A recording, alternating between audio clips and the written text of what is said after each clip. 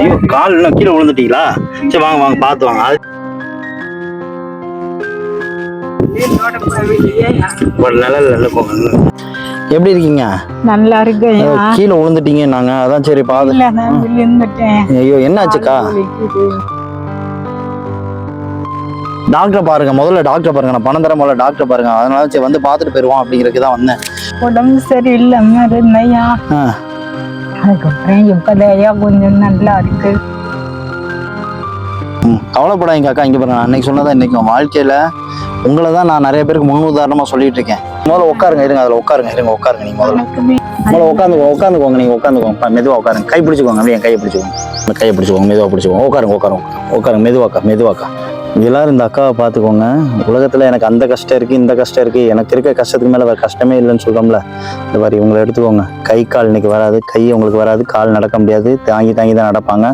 யாரோட சப்போர்ட்டும் கிடையாது. ரேஷன்ல கொடுக்குற அரிசியை சாப்பிட்டு இன்னைக்கு வாழ்ந்துட்டு இருக்காங்க. இவங்களுக்கு மேலேயே நம்மளாம் கஷ்டப்பட்டுற போறோம். அவங்க இந்த இதுலயும் கீழே விழுந்து அவங்களால நடக்க முடியாம போய் இங்க பாருங்க, காலில் எவ்வளவு பெரிய காயம் இருக்கு பாருங்க. சாப்பிட முடியாம கவலைப்படாதீங்க, அழாதீங்க காக்கா, அழாதீங்க. எங்கேயுமே போகல, இன்னைக்குதான் பிள்ளைங்க போயிட்டு. ஒண்ணும் இல்லை, இங்க நான் அதையும் சொல்றேன், கொஞ்சம் அவாய்ட் பண்ணிருங்க. உங்களை தான் நான் எல்லாருக்கும் முன்னுதாரணமா சொல்றேன். ஆனா நீங்க அழக்கூடாது. இங்க பாருங்க, நான் உங்களை அதுதான் உடனே பார்த்து உங்களை டாக்டர் பிறகு பணம் கொடுத்துட்டு உங்களுக்கு மளிகை ஜாமான் கொடுத்துட்டு போலான்னு தான் வந்தேன்.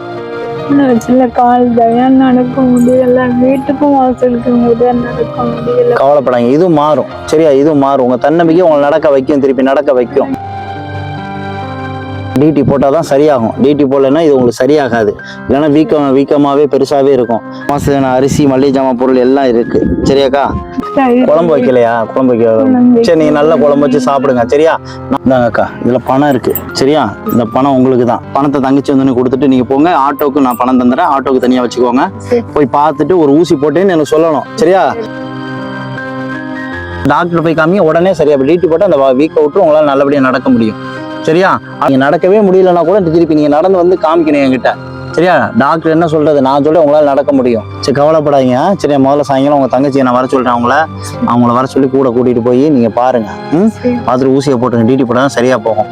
தைரியமா இருக்கணும், நடக்க முடியும் உங்களால. தன்னம்பிக்கையோட இருங்க, நான் இருக்கேன் உங்களுக்கு. சரிங்க? அப்பதான் எனக்கு சந்தோஷமா இருக்கும். நல்ல சாப்பாடு வாங்கி தரேன், பிரியாணி வாங்கி தரேன், சாப்பிடுங்க. சரியா? டாக்டர் பார்த்து சரி பண்ணிட்டு என்கிட்ட தம்பி எனக்கு சரியாயிடுச்சுன்னு ஃபோன் பண்ணணும். என்ன சொல்லணும்? நடக்கிறேன்னு சொல்லணும். அதே மாதிரி பிரியாணி இருக்கு, பிரியாணி வாங்கிட்டு வந்துட்டேன். நான் வந்துருவேன்க்கா. நான் தம்பி நினைச்சிங்க நான் வந்துட்டேனா? நான் வந்துடுவேன், இனிமே வந்துடுவேன். சரியா? பார்த்து வாங்கக்கா, பாத்துக்கோ, பிடிச்சிக்கவா. மெதுவா